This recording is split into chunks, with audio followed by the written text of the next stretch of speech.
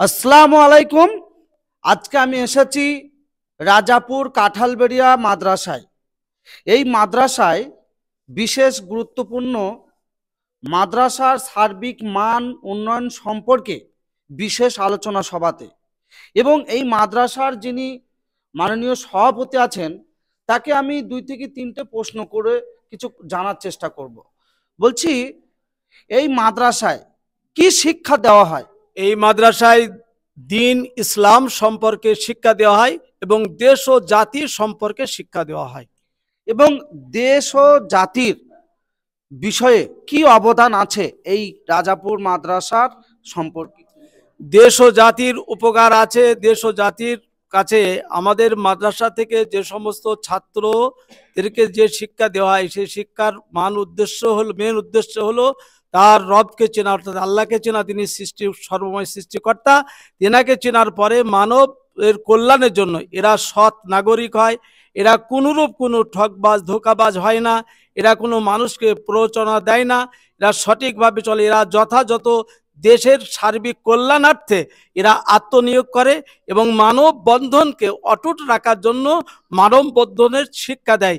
এটা হলো প্রিয় নবী সাল্লাল্লাহু আলাইহি সাল্লামের আদর্শ। যে মাদ্রাসাতে শিক্ষা হবে তার দ্বারাই কোনো প্রাণের, শুধু মানুষ তো দূরের কথা, কোনো প্রাণীও কষ্ট পাবে না। অহেতুক কোনো বিনা অপরাধে কোনো প্রাণী পর্যন্ত কষ্ট পায় না।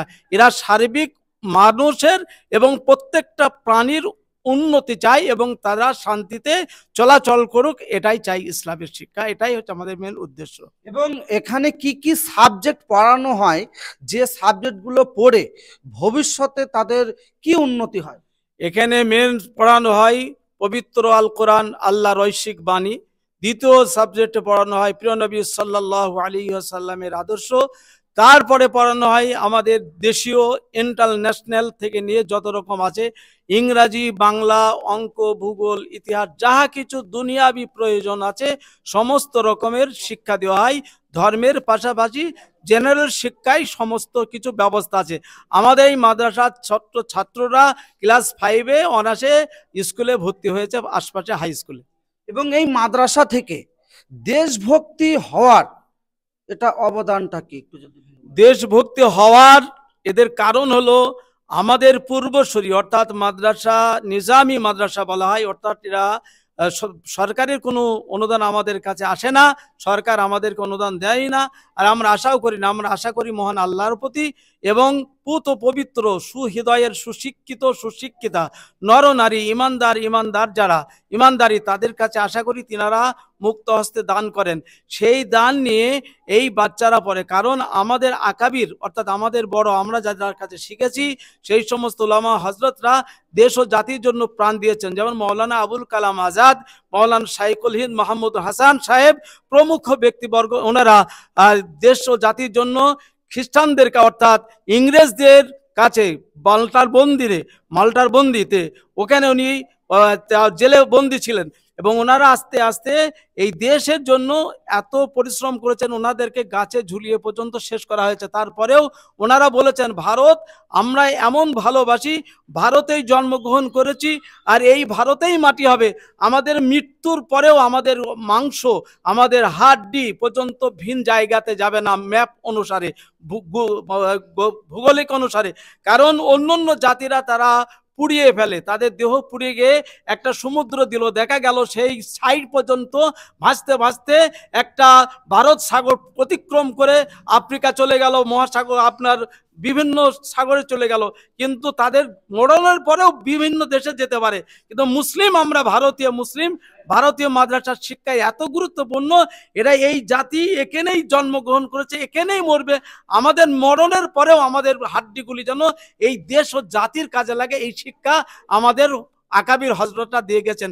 অতএব এই হেতু আমাদের কোনো মাদ্রাসার ছাত্র, কোনো আলেম ওলামা দেশোদ্ধারী হয় না, সন্ত্রাসী হয় না। এরা দেশপ্রেমিক হয়, ভারতীয় প্রেমিক হয়। কারণ আমাদের উত্তরসূরিরা বলেছেন, আল হুব্বুল ওয়াতনু মিনাল ইমান। দেশ ও জাতিকে, নিজের জন্মস্থানকে ভালোবাসা ইমানের পরিচয় দেওয়া হয়, ভক্তির পরিচয় দেওয়া হয়। তাই আমরা এখানে জাতি ধর্ম বর্ণ নির্বিশেষে আমাদের মুখের বা আমাদের শিক্ষণীয় একটাই মূল বিষয় হলো আমরা মানব বন্ধন এবং প্রাণীর কে যথাযথভাবে জাগ্রত রেখে সতেজ রেখে আমরা চলবো, মিলেমিশে চলবো, জাতি ধর্ম বর্ণ নির্বিশেষে আমরা ভারতীয় মিলেমিশে থাকবো। এখানে আমাদের ঐতিহ্য আছে, সেই ঐতিহ্যটাকে আমরা রক্ষা করতে চাই।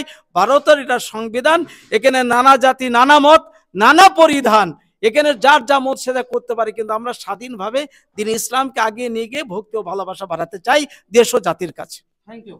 এবং এই মাদ্রাসা কোথা থেকে অর্থ সাহায্য পেয়ে চলে, এটা যদি একটু ভেঙে বলেন।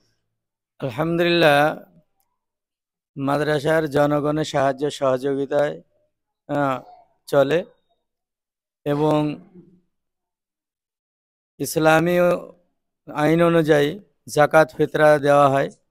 সেই জাকাত ফিতরা যেনারা নিসাব অনুযায়ী ধনাঢ্য ব্যক্তি তেনাদের মাধ্যম দিয়ে আসে এবং সেই হিসাবে এক কথায় মুসলিম জনসাধারণের আর্থিক সাহায্য সহযোগিতায় আমাদের এই খারিজি মাদ্রাসাগুলো চলে। এবং এই মাদ্রাসায় শুধু রাজাপুর কাঁঠালবেড়িয়া মাদ্রাসা নয়, সারা ভারতবর্ষের যত মাদ্রাসা আছে এই জায়গা থেকে প্রচুর এতিম বাচ্চা তারা কিন্তু সঠিক মানুষ হয়। এই বিষয়টা নিয়ে কি বলবো? এই জন্যই মানুষ হয়